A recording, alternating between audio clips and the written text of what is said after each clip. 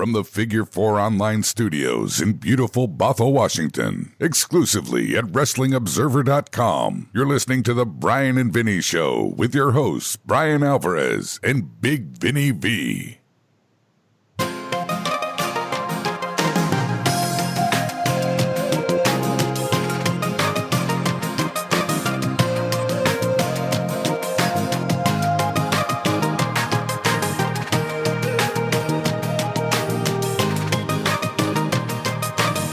Man, this goofy music here makes me laugh, and that's not what I wanted to do when I started off this show. Oh, don't worry. I wanted to be angry. We'll be fine.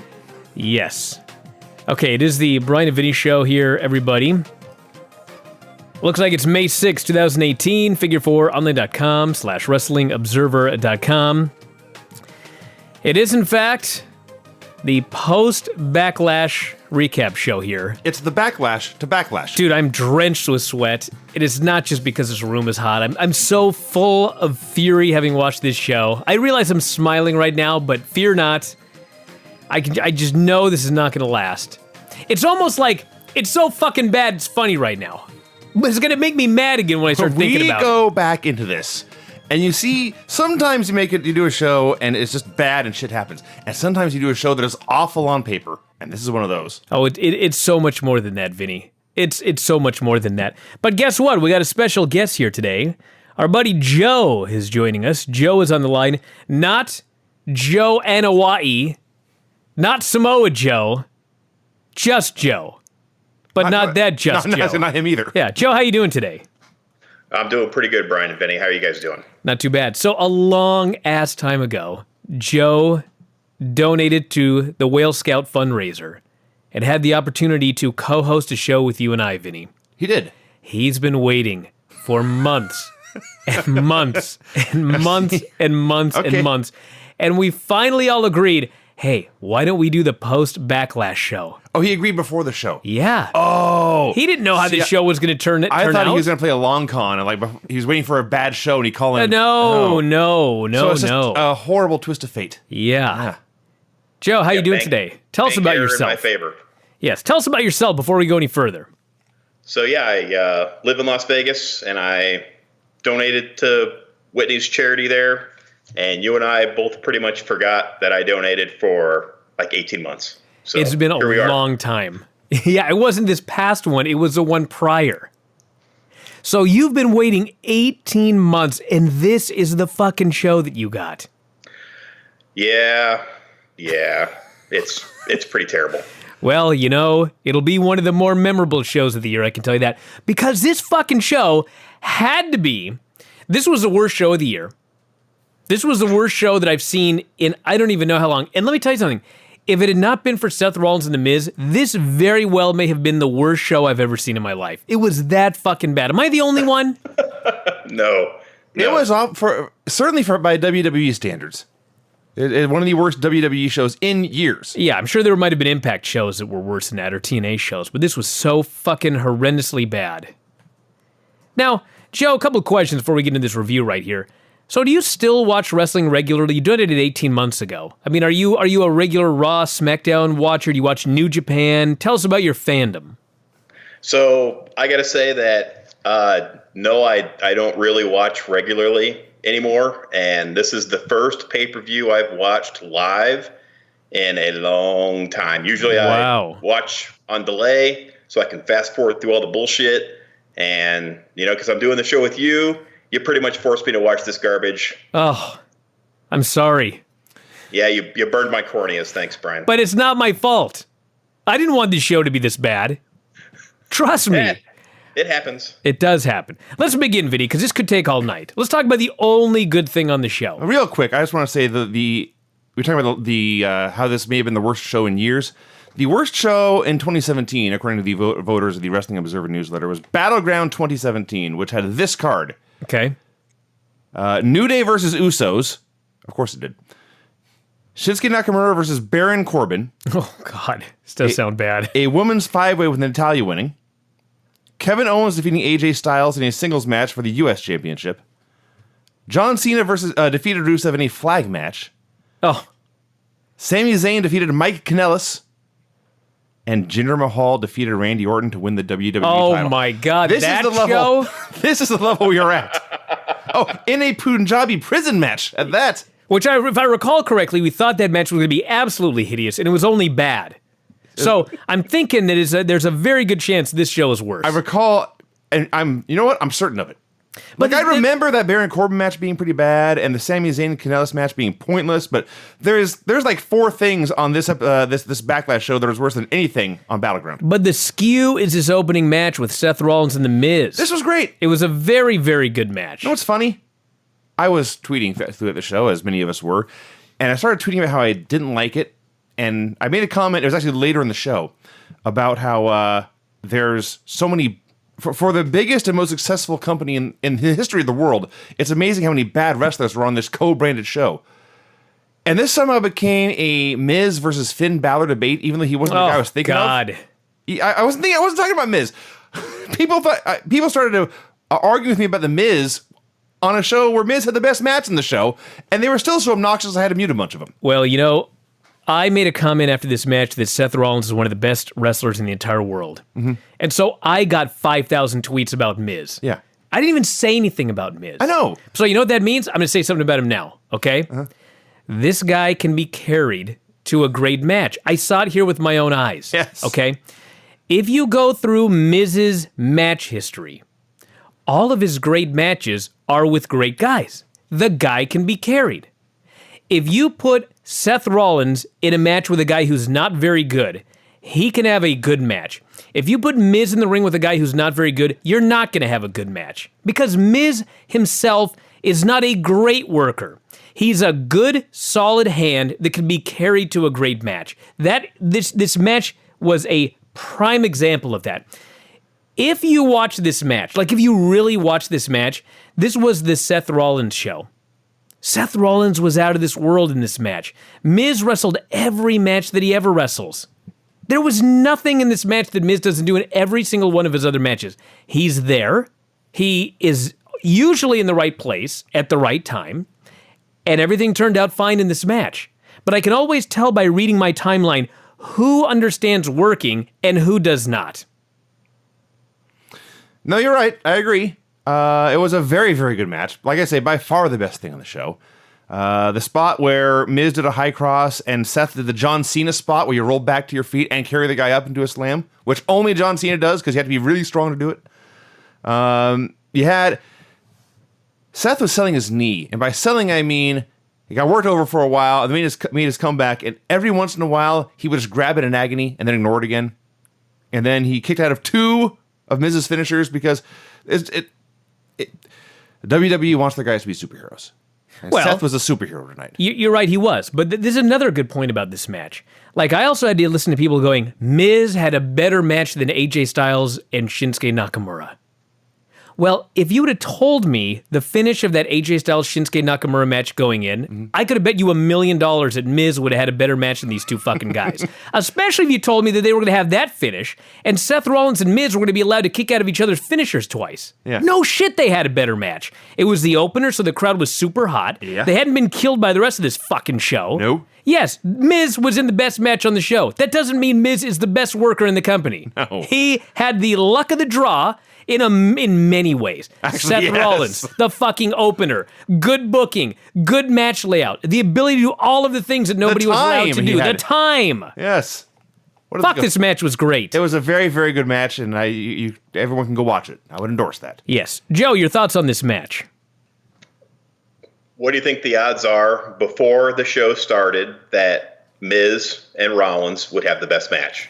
Well, I would have told you 50 to 1. I don't know if I would have told you 50 to 1 because, Samoa Joe and Roman Reigns, in the ring, they should have had a very good match, but we can talk about that later. And AJ and Nakamura, they should have had the best match on the show. In fact, if they would have had a finish, it's possible they might have had the best match on the show. I still think the opener would have been better. But I would not have bet money on that.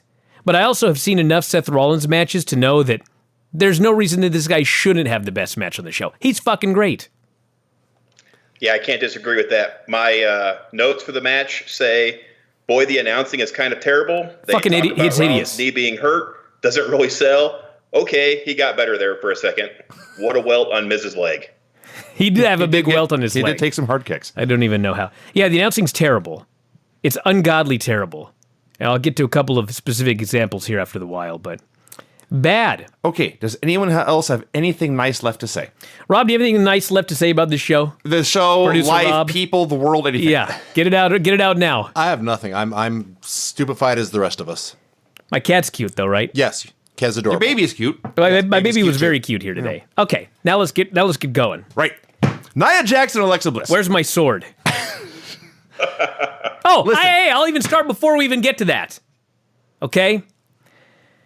So when this match was over, I'm drenched in sweat right now. I'm joining you. We may all be shirtless by the time this is done. When this match was over, please know, For you on video. the night's bad enough. right. Corey Graves says, after this great match, he goes, the Intercontinental title was always known as the workhorse belt, and Miz took it to a whole new level. I was so fucking angry when he said that. Let me explain something to everybody, okay? Yes, Miz has had some good matches with that title, but Miz is a heel whose gimmick is he is a chicken shit heel. He had a fucking Miztourage that helped him win match after match after match. The matches, by the way, he did not fluke his way into a win on. It was a fucking gimmick when he came out and said that he had brought the Intercontinental Championship to new heights. Have we forgotten about that? He was playing the honky-tonk man. Yeah. He was out there having sometimes great matches, sometimes good matches, sometimes bad matches. Usually if he won, it was via interference from the Miztourage. And he would go out there on television and say, I'm the greatest Intercontinental Champion of all time. I have brought prestige back to this belt. Now fucking Corey Graves, who is supposed to be the announcer that has credibility, is here claiming that this is actually true, like he's Shawn Michaels or Bret Hart or Kurt Hennig. I was fucking infuriated when I heard this. I used to think that Corey Graves was a great announcer, like he was the only good announcer that they had on the main roster. He fucking sucks now. He's turning into Matt Stryker. Yes, actually. Why? I don't know. Can we have one good fucking announcer, please? Morrow. He's not on the main roster. Thank God. They ruined him too. Jesus, this sucks. Okay, can I rant about Nia Jax now? Sure, yeah. We got She's all night. awful. She's terrible. Listen, we get this fucking Nia Jax Alexa Bliss thing. This starts with like a 4-minute video package. It's going on and on and on. And listen, I watched WrestleMania. Not that much has happened since then. I didn't need a 4-minute recap. You don't even watch the TV shows, and you knew this was too long. Yes. Imagine watching every fucking show. I don't know. So then the match begins. This match convinced me that we do in fact need legit enforced weight divisions in pro wrestling. Because Alexa's the bad guy, she has to cut Nia off and work her over and beat her up. And I am watching a moth beat up something much larger than a moth. And it's not believable. I cannot suspend my disbelief enough to believe Alexa Bliss is capable of hurting Nia Jax. So Nia's slow, she's clumsy, her offense looks horrible, she gets thrown out of the ring. Now I have to assume Alexa's trying to lift this giant person into the ring. Can't do it. This is like 3 minutes gone by. I was begging for that video package to come back. Crowd is dead. There's one match after Miz and Seth Rollins. Yeah, well, I mean, they had to follow that match. They were in a death spot. Nobody cared. And you know, here's the thing. The Nia Jax babyface turn was great. The television leading up to her turn was great. It was a great turn. The fans loved her for what she was when she turned, but you can't be a giant babyface. It's very, very hard, okay? No, she can't. When you're a giant in a division, you have to be a special attraction. Like, you get bullied by the little people as a heel or whatever the storyline is, and you turn babyface. Now, like, you return when they need you to take out somebody who's big. Instead, she's in there beating the shit out of a girl who is legit 5 fucking feet tall and like 100 pounds. It's preposterous. Alexa's getting the heat on Nia. It's impossible to buy. The match is terrible. Nobody cares. She wins with a Samoan drop. And this match so did not get over. It so did not work that Nia Jax, who was cheered like crazy on Raw, who was cheered like crazy at WrestleMania, who was cheered like crazy after she overcame the bullying, she is booed out of the building during her promo, talking about how this victory is for anybody who felt less or that felt they weren't good enough. For everybody who has been bullied, this win is for you. The fans boo louder and louder with each word. This sucked. Before we get to the promo, I don't think we're being hard enough on Nia Jax as a wrestler yet. At one point, she grabs Alexa by the back of her head and goes to whip her in, and Alexa does like a somersault. I think, okay, they fucked something up, and Alexa recovered, now they do something else. No, then she did it again. That's what they were trying to do. That was her plan. They were not screwing up. They were not botching things. They were doing things they wanted to do, and it sucked! So, then we get to this promo. This fucking promo. This promo. Do you know, it should have been the easiest thing in the world. The easiest thing in the world to get over with. This is a win for the little guy. This is the win for people who are picked on. This is the win, fucking Stevie Richards made a joke out of it and barely legal to work. The win for the guy who got picked last at kickball. When she's out there saying, everyone out there can be special, you can be unique, you can be extraordinary, fuck you. Shut up and leave. Never return. Nia Jax brings nothing to the table that I enjoy. Wow. I see zero value in her. So, of course, her entirely phony, pre-rehearsed, wooden, unbelievable promo transitions into Cole delivering a phony, rehearsed, unbelievable transition into the Be a Star spiel. Keep this in mind, everyone. WWE doesn't like bullies. They hate bullies. Bullies are bad. Yep. This was an advertisement. This is a minus 3-star promo. This right here was an advertisement for Be a Star. That's all it was. It was absolutely transparent. It sucked. I hated every second of this whole thing. They couldn't even have Mickie James come out and 2-on-1 the little bullies would double team the heel. It was a 1-on-1 match. Didn't we just do a whole show? I guess we didn't, but they did a whole show on Andre the Giant. The big friendly giant for decades. Yeah. You can do it. It can be done. This ain't how. Joe, anything you'd like to say about this segment? So yeah, like I said, had to watch the show live, which meant that my wife watched the show with me. Condolences on your divorce. So her quote at the beginning of the match was, "It would be fun to see the blonde girl get squashed like a grape." By the end of the match, she had a look of disgust on her face and said, "What the fuck did I just watch?" I'm with her. Why are the wives always so smart about wrestling? Well, because... I guess because it's common fucking sense, maybe? because... And they're usually smart? I'm dying. Fuck, this sucked. Had a Samoa Joe backstage interview. He promised he would beat Roman tonight and turned... Dude, even this sucked, Vinny. It wasn't very good. You don't watch Raw and SmackDown. Do you know who the best promo in this company? I saw the promo he cut on... Okay. Yeah. He's the best promo in the entire world. Yeah. They finally gave him a line. He's going to turn the big dog into a puppy. A whimpering puppy. A whimpering puppy. He couldn't pull it off. They finally got the line. It made him look like kind of a geek. I couldn't believe my eyes. This was bullshit. My job is in jeopardy. I can tell here. Joe's gonna steal my gig. Randy Orton versus Jeff Hardy. Randy Orton's making his entrance, and Graves mentions his, quote, famous methodical style. Well, he's not wrong about that. So the first thing he said with consistency all night. It was so obvious he had to repeat the word methodical later in the match. Orton was methodically punching Jeff. The crowd was methodically silent. They methodically brawled on the floor. There was a Rusev Day chant. Apparently Jeff Hardy has a move called the... I can't even... I'll do it. It's a move where he does he's going for the headstand in the corner, but he turns into a drop kick because the guy's sitting in the corner. I see. They call it the Hardiac arrest. I've heard worse names. I can imagine Jeff Hardy thinking of that, actually. Yes. So Orton methodically poses for the RKO. A fan methodically shouts boring. And then Jeff hits a twist of fate and crushes Orton with a senton for the win. This was not a bad match. You know what this was? A SmackDown match. Exactly. No, SmackDown's better. This was exactly as I described it on Twitter, which was a 5-star, 2-star match. You'll never find a 2-star match better than this. It was a perfect average match. Sure. By the way, did I mention that the build for this, because I don't watch SmackDown, was they stole each other's entrance? Well, not even that. The build for this is Jeff Hardy, the champion, irritated Randy Orton, the challenger. Thus, Randy Orton, the challenger, would lower himself to Jeff's level to challenge for this U.S. belt. Now then he got pinned clean, so that kind of made up for it. Well, that's kind of what happened. What actually happened was, one day, Randy Orton was going to come to the ring, but then Jeff came out instead and took his match.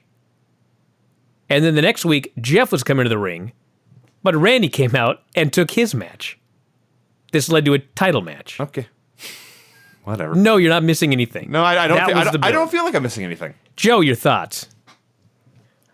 Just to piggyback on how shitty the announcing is, how many times do they need to tell us about the champion's advantage? Oh. We heard it the first match. We heard it the second match. Shut the fuck up about it already.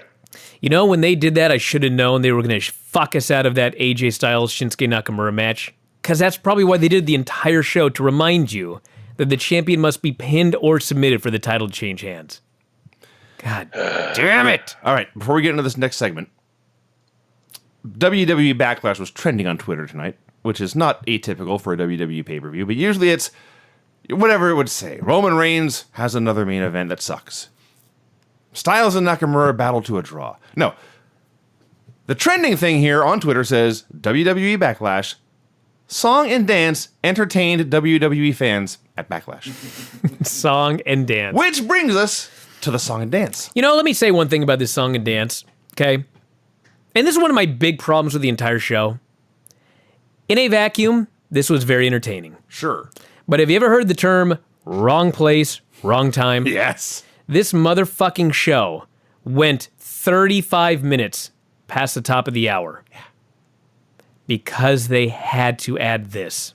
This was 35 minutes by itself. That made me hate this. Yeah. On any other show, I would have, and I did not like it, but Jesus Christ, did we have to go 35 minutes back? These people are in New Jersey. Yes. You want to know why everybody was rushing to beat traffic in the main event? Partially because Roman Reigns and Samoa Joe were having a boring match, but also because the fucking show went long. It was because you had 11:30. to have this on the show. How much detail do we need to go into? I'll do it. I'll do it quick. Elias is in the ring. He gets a big pop. He's trying to get heat, but they cheer him more and more and more. He's working his ass off to get booed. He finally gets some boos, and that's when they hit the New Day's music. They come out and they explain they want to walk with Elias. Sounds like a babyface thing to me, so I don't know why he was trying so hard to get heat. He says, I'm a solo act. They start playing their song. He tells them to shut up. Take your act somewhere else, he says. They disappear. They vanish. They did. Out comes Aiden English, introduces Rusev. Rusev comes down to the ring, buries the Drifter, calls him a bootleg Bob Dylan, which is not the worst insult, by the way. Frankly, no. I'd be okay with being a bootleg Bob Dylan. There's lots of bootleg Bob Dylans out there. Yeah. So Elias tells him to scram. Then No Way Jose comes out. They've got Titus O'Neil, Titus Worldwide Breezango. New Day returns. They all join the conga line.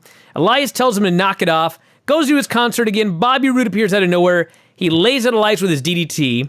Then in his robe, he starts dancing and shaking his ass, and he dances to the line, or to the back, with the rosebuds, I might add, in his robe, okay? It was entertaining. It was funny. It made Elias, Aiden English, Rusev, The New Day, and Bobby Roode out to be complete geeks. And Breezango, but half of them are already geeks anyway. Fair enough. And it made the show go an extra 35 minutes. So yes, I was upset about this by the end of the night. But as a standalone segment, it was funny at the time. In a goddamn vacuum, yeah. This was funny. We weren't watching this in a vacuum. Joe, any thoughts? My biggest takeaway was Big E's traps are so big that Drum did not fit over his shoulders. He's a muscular fella. His boobs are enormous. He lifts them weights. Yeah. Jeez. I saw the guy at Wall-E Mania. He's so fucking big. Yeah. Like, I'm looking at you, Vinny. Mm-hmm. You were known as Shoulders Torelli. Sure. Okay? Yeah. You didn't have muscular shoulders, but you have a wide frame. Sitting next to me on an airplane sucks. Okay. Yes. I swear to God, Big E, like, the other way... Yes. Is as wide as your shoulders are. From spine to the front of his nipples. Yes. Is as wide as you are shoulder. He's so fucking big. I would buy that. He's crazy. He is Big E. Yeah. Speaking of big, Daniel Bryan versus Big Cass. What a fucking shitty match. You could not have had a worse... Dude. Big fucking Cass is coming back from an ACL injury. Yeah. His first opponent is Daniel fucking Bryan. Mm-hmm. Do you know how impossible it is to have a bad match with Daniel Bryan? I can't think of one. It's been years. This had to have been the worst match of Daniel Bryan's career that went any length of time. Big Cass didn't do a goddamn thing. This is your chance.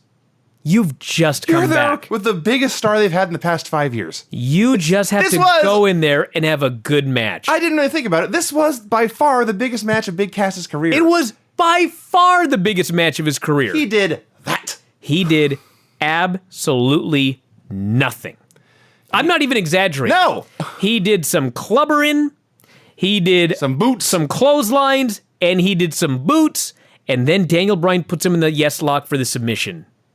You had the best description of Big Cass ever, which is he's a slightly more athletic, much less entertaining Diesel. Can you fucking imagine? God. And then he attacked Daniel Bryan. I don't want to watch this match again. After the match, because this feud must continue. Dude. It was... I feel like this kind of... And it's worse because of Daniel Bryan's involved, but I feel the same way about this as I feel about that the Elias segment. In a vacuum, it was... What are you talking about? This was... I would not approve of this in a vacuum. Hell. This was horrible. It hurt Daniel Bryan. Like, I never want to see Big Cass again. Listen, honest question, everybody. If Big Cass can't have a good match with Daniel Bryan, who could he have a good match with? I don't know. Somebody asked on Twitter, could Big Cass have a good match with Okada? It would be his greatest challenge. I've seen him have good matches with Evil and Bad Luck Fale. The Bad Luck Fale. I don't think that. I'm not sure. He'd have to be able to, but I'd have to see it to believe it. Rob, you got something to say here? It just reminded me. Somebody on Twitter made the point about Big Cass's style to say that he wrestles like a kid playing a wrestling video game who doesn't know any of the combinations to the finishing moves and is just mashing buttons. Yes, it's a perfect description. But he only has 3 moves to mash. A, B, and C. He has A, B, and C. He may not even have C. I may be giving him too much credit here. The point I was trying to make, I didn't do a very good job because I've lost my mind. But I didn't hate this. I hated it. Until afterwards. When they did this fucking attack. They had this match. It was lame and it sucked. But we're all going to move on with our lives. But no. Now we're going to have a revenge match. Now we have to see them wrestle 5 more times before SummerSlam. Terrible. If you were Daniel Bryan, wouldn't you just retire again right now? Dude, that's why you should be mad about this. Like, what are they going to do with Daniel Bryan? He went in there. He had a match that wasn't very good at WrestleMania, which was not his fault. Goes in here with Big Cass, had a match that wasn't very good, not his fault. Like, they're going to be putting him in the title picture after this? Of course not. He's going to be going with The Miz, and probably Miz will beat him. Miz will be much better than this. Miz will be far superior to the Big Cass. Joe, any thoughts? Yeah, my notes kind of echo what you said, Brian. I wrote down Cass has been de-Enzo'd, and that's not necessarily a good we didn't say that. Oh, yeah. He's pretty much a big, greasy, boring Kevin Nash right now. So yeah, there were chants of we want Enzo in this match from people who don't know what's going on, and chants of no we don't from those who do.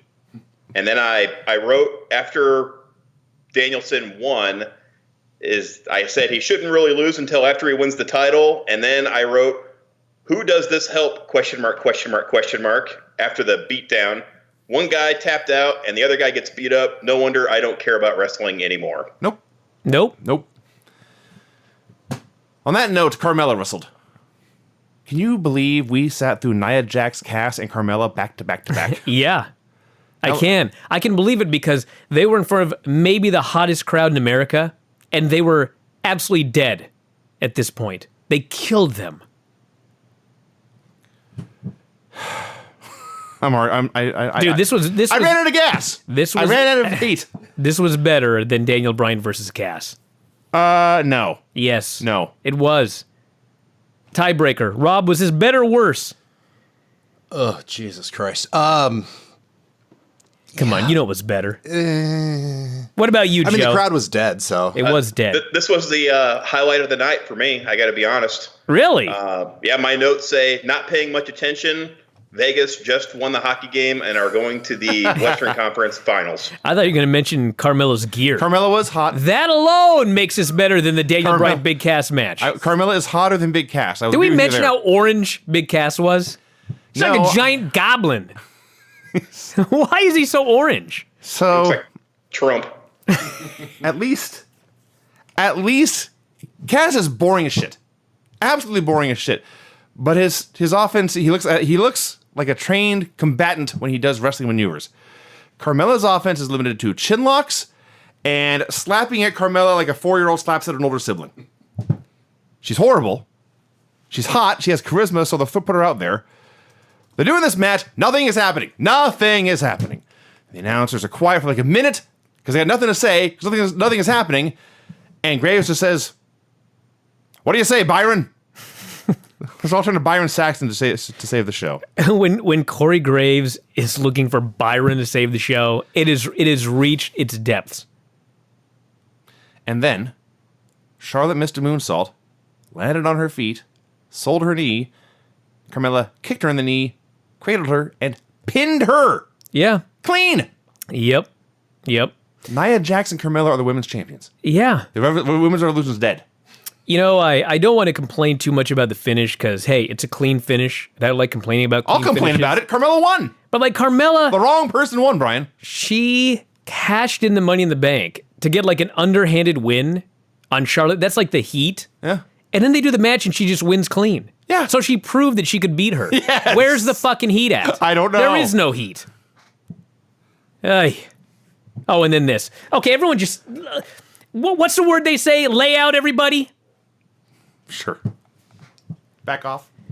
I'm not going to waste everyone's time. I'm going to make this as quick as possible.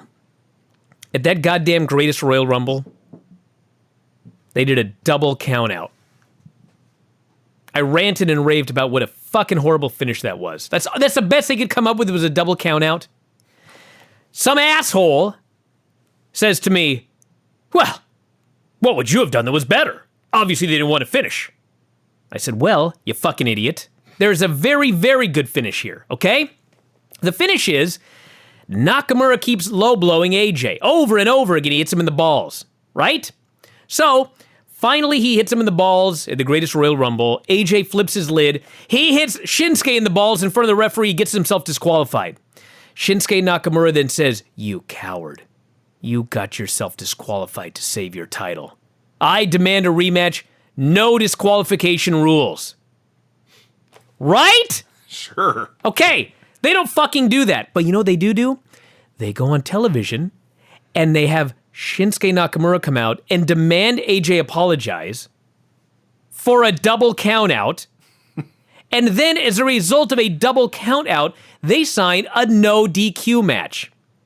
This makes no fucking sense. It's fucking stupid to sign a no DQ match after a match in a fucking count out.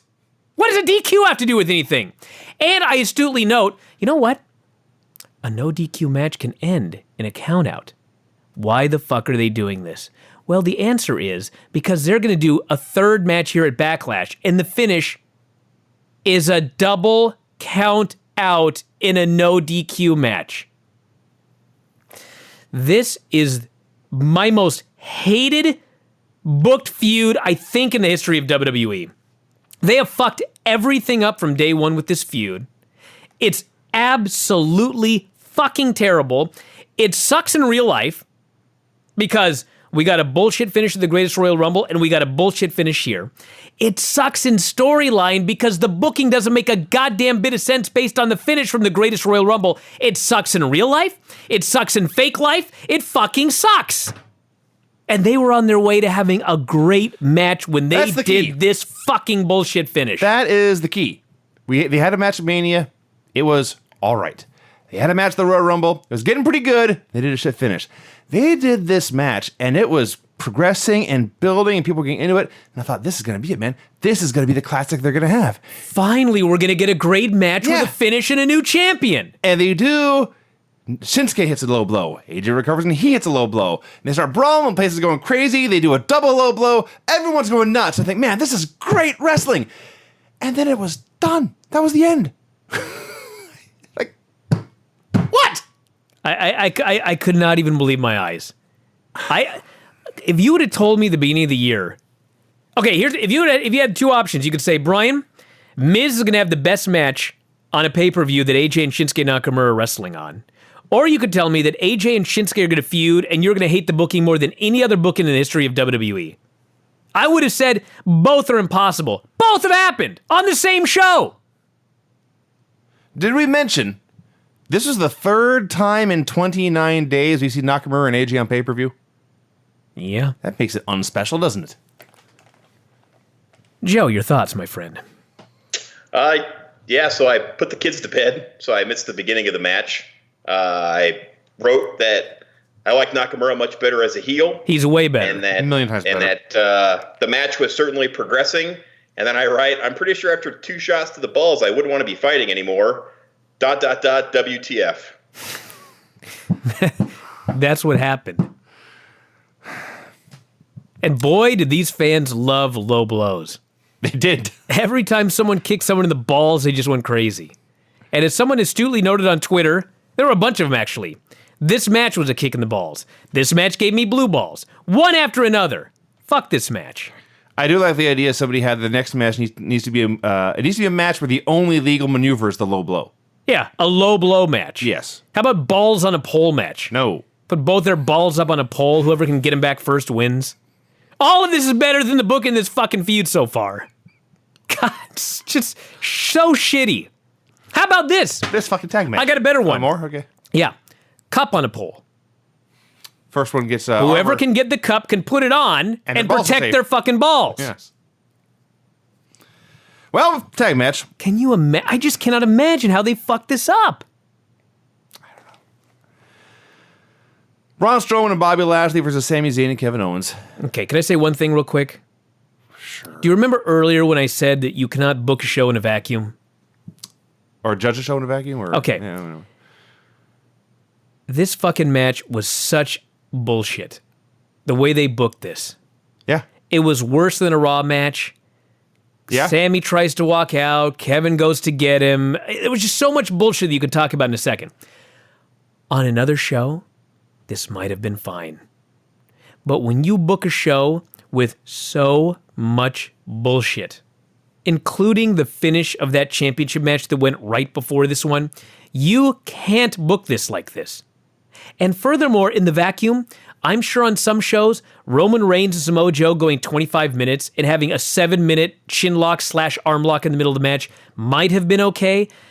After giving these people that finish in the title match and then this finish here, you can't do that in a match. You can't do it on paper. You can't do it in real life. This was so horrible here on this show, especially the semi-main event. So Strowman and Lashley versus Zayn and Owens. Lashley beats up the Canadians. Nobody cares.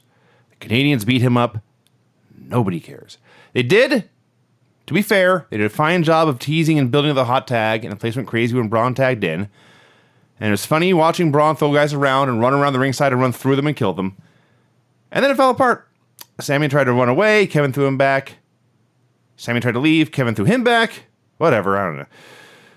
All I could think was, can you just do a fucking tag team match during your semi-main event? Are tag team matches that hard to do?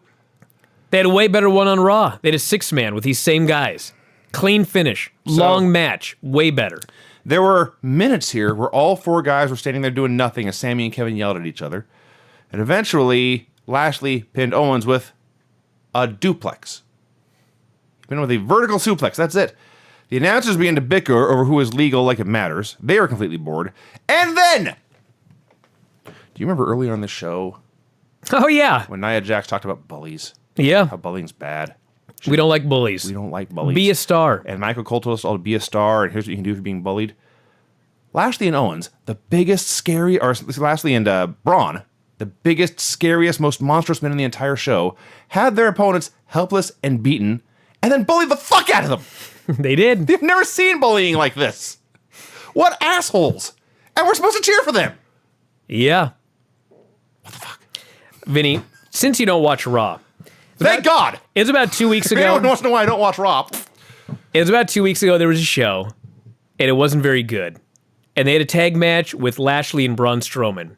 And Braun Strowman got the hot tag. In this place, it was like Steve Austin came in on the milk truck. Sure. He was so over that it was like, they got to build around this guy. He's by far the most over guy in this promotion right now. He got the hot tag in this match. Nobody gave a fuck. They bully these two guys. They do their deal. Nobody gives a fuck. He even did 2 power slams there at the end to try to get the fans to care. Nobody gave a fuck. That's how bad this show was. Horrible. Joe, any thoughts? Yeah, three thoughts, I guess. Number one, seeing Braun run at full speed is both scary and hilarious at the same time. Yeah, that's fair. The second one is Bobby Lashley holding Kevin Owens up for like 10 seconds when that dude's got to weigh 300 pounds plus is both scary and hilarious at the same time. Also, yes. And thirdly, apparently, Nia Jax hurt Alexa Bliss's shoulder. That just came up on my Facebook page. Really? Like legit? Did I tell you how shitty Nia Jax is? God damn. Did I tell you how she has no value to the company? She hurt Bailey. Who else did she hurt? I think she Me! hurt... I had to watch her. Here, Vinny. I'm talking real injuries, God damn it. No, me too. All right, fine. We all have been scarred. But yeah, this was very bad. God. And now, we've gotten to the worst of it all. You know, before, can I just lighten up the mood a little bit? No! You know what's funny about Braun running?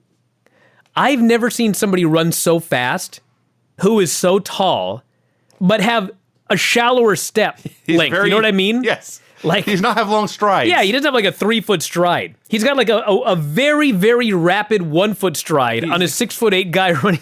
He's a 10-foot man with a 6-inch stride. This is true.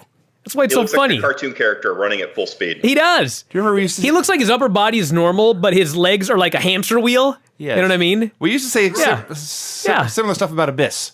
Yeah. Sometimes he's scary, sometimes he's a giant Muppet. There's a similarity between those two, between Abyss and Braun Strowman. Before you get started, Vinny, can I make one comment, as this was like the 3-hour point? Yeah, that's a key, by the way. That whole tag team main event bullshit, it was past the 3-hour mark. I'm sitting here watching guys yell at each other and not try to win. Yeah. Fuck this. Yeah, I wrote verbatim, why the fuck is this so long? Just because you can go more than 3 hours doesn't mean you should. You know, I don't remember where it was. It was probably around the AJ match. But somebody there texted me and they said, this thing's going until 3 hours and 20 minutes. And I was like, fuck. I started looking at the card and it was true. There was no way they were going to end at 3 o'clock. And then, like, at about 8 o'clock, they were like, it's going to 8:35 now. And I thought, how the fuck is it going till 8:35? Why? On a show this long that's this bad, why can't Roman Reigns go out there, have just a slam-bam 8-minute match, fucking just back and forth, Roman Reigns wins, we go home happy? Why did they have to go that long? And why did we have, at the 3-hour and 10-minute mark, 7 fucking minutes of chin locks and arm locks? This crowd hated Roman when he came out. They loved Joe.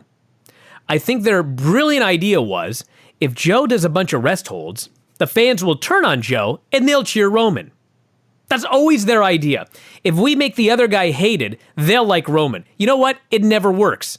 Whenever you try that, they hate Roman, and then they hate the other guy, and then they don't give a shit about anything. That's exactly what happened in this match. They turned on Joe, they hated Roman, they started chanting boring, they started chanting beat the traffic, they started chanting this is boring, they started leaving. We have photos from in the building of empty areas of the building. Chanted for CM Punk. Chanted for CM Punk, and I hate to jump ahead, but Rusev Day, delete. When this match was over, and Roman Reigns hits the spear, and they do the quick shot to the crowd right after the pinfall, because they figure, no matter what, right after the pinfall, if we cut to the crowd immediately, you'll see people jump up and put their arms in the air just for a second before they realize they don't like Roman. They cut to the crowd, and in 32 years of watching WWE, WWF, I've never seen this.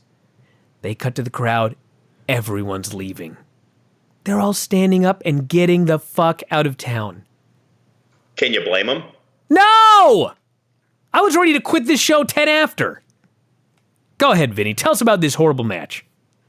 I I don't have a lot to add about the match itself as far as what happened, what they were thinking, and how it went down. We talked about all the chants. They didn't do hardly any wrestling because the idea was to get Joe booed, which worked, but they did not get Roman cheered.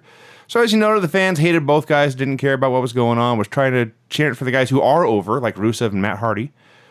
And Punk, who quit, 2 years ago? Still one of their biggest stars. So the two things I want to talk about here. First of all, we must ask the question, where does this rank on the list of all-time horrible Big Show main events? It's up there with the Doomsday Cage match.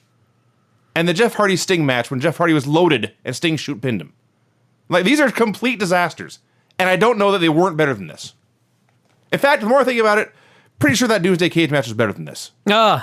It was horrible. It was horrible, but... So, that's the first question. Second one is not so much a question, more of a point. When there was the backlash amongst the fans, to coin a phrase, of the boos and people leaving and getting up to leave and beat the traffic and all that, pointing this out, and I got a lot of feedback saying, this is the only way we can do it. By doing this, we can show WWE will never love Roman. No, guys, you're wrong. The only way that you as a consumer have the power to change things is to stop consuming. You must stop buying tickets. You must stop watching Raw. You must stop watching SmackDown. Cancel. Well, the network's awesome. Don't cancel the network. But as long as you give them money, they win. So do you think they care? Oh man, fans are walking out. They'll wipe their tears away with $100 bills. They don't give a shit about you, everyone. They don't care about you. They have their money. They don't care if you enjoy the show. So if you don't like the show, stop watching. Please. Well, I mean, everybody getting up and leaving. If everybody... But they already paid! I know, but if everybody always got up and left during Roman Reigns matches and they left out of the building and went home, and the place was half empty when he hit the spear, yes, they would make a change. That would happen. They can't keep cutting the crowd and people are leaving. They just can't keep doing that. That would make a change, but I don't think it's going to happen. They did that because it was 11:35 at night on the East Coast, and people got to go to work in the morning. That's the main reason. And the match was terrible. It was a horrible fucking match. It really wasn't even that bad. Oh, it was bad. Everything about it was bad. I can't fault... Well, fuck it. Who cares? Joe did a cool elbow suicida. There's one cool thing. Yeah. They booked a bad match. Yes. That's it. I don't blame Joe. I don't really blame Roman. But it's just... I'm done with him in the main event. I'm over Yes!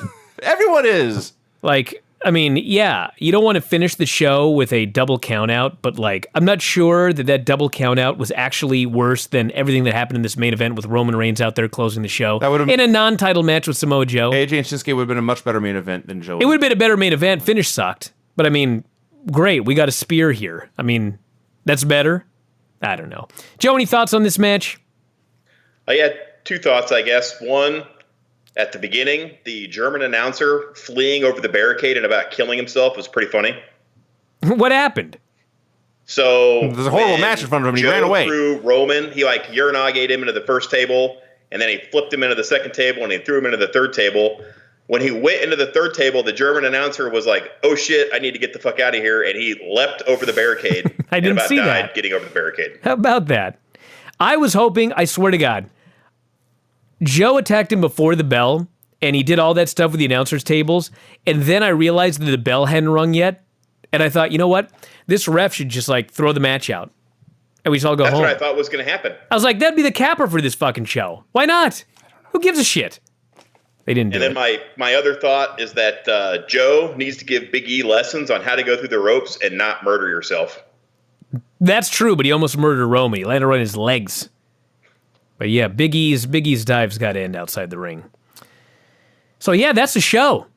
That was a very, very, very horrible show. One of the worst shows I've ever seen. Honest to God, this is the worst show in years. It really was one of the worst shows I've ever seen. Joe's not even watching shows, so he can't even rank it. But I'd presume with the ones you've watched, this was up there?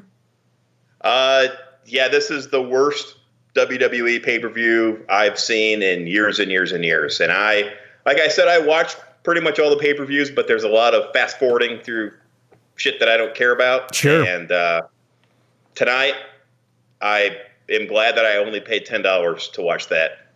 I'm so sorry this was the show that you had to watch to do this program. I didn't mean to. It was actually probably more enjoyable to hear you and Vinny flip out. Well, you're not going to have another show this year that this would happen in. Nope. Or in the last 18 months. It was actually a perfect day if that's what you wanted. That's a bold statement, Brian. That's a bold statement. Dude, it is, but this was so bad. It's unfathomably bad. Well, listen, let's get some plugs in. Joe, you got anything you want to plug there? No, it's hot as hell here in Vegas. So, are you going to the convention this year? Have you ever gone to one of our conventions? I have not. I have been debating it, and I think I probably will go this year just to see the shenanigans. Well, it looks like Vinny and I are going. I'm going for sure. Yep, it's going to be SummerSlam weekend. Rob, what's the news here?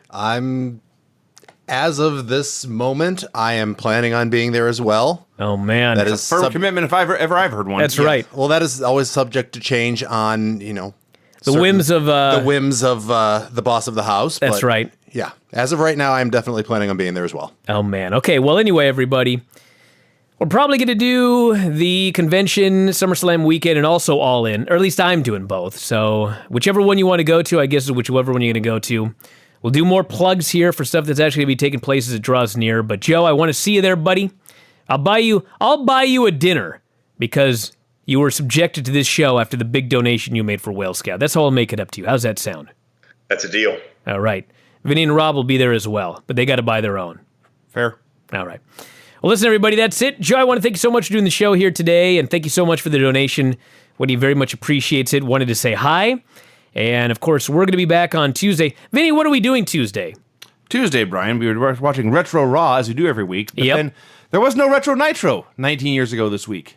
And so last week on the Retro Show, I pointed out that you asked if I had ever seen anything worse than that episode of Nitro. Yes. And I, without skipping a beat, replied, Battlefield Earth, a John Travolta film from, I believe, the 90s. And so we had nothing else to watch. And the important thing is, I don't believe that Battlefield Earth could possibly be worse than the Nitro that we watched last week. Right. So we are going to watch, I believe Craig already has, as you can imagine that poor fella's gone through. We're going to watch Retro Raw from 19 years ago this week in the horrible, horrible Attitude Era. Yes. Greatly overrated in hindsight Attitude Era. Yes. And then Battlefield Earth, the worst thing I ever saw with my own eyes until, I will say this, I did watch Peter Pan live. That was worse. Really? Yes. Wow. We'll have to save that one for down the line. Joe, have you ever seen Battlefield Earth? Oh, you are in for a treat of shit. Oh, I actually man. paid money to see it in the theaters, and it is, without question, the worst movie I've ever seen in my entire life. Holy smokes. Wow. Well, that's Tuesday, everybody, so you can look forward to that. Retro Raw in Battlefield Earth. What a week it's going to be here. Rob, have you seen this movie yet? I have not, but judging from the great descriptions that everyone's given, I think I might have to. You may have to. That's right. All right, well, that's going to be Tuesday, everybody, so look forward to that. I'll be back later on tonight with Dave talking this fucking show a second time. And you poor guy. Back for Observer Live tomorrow. Sorry. I really am sorry. Check it out, and that is it. We'll talk to you again after a while. Good night.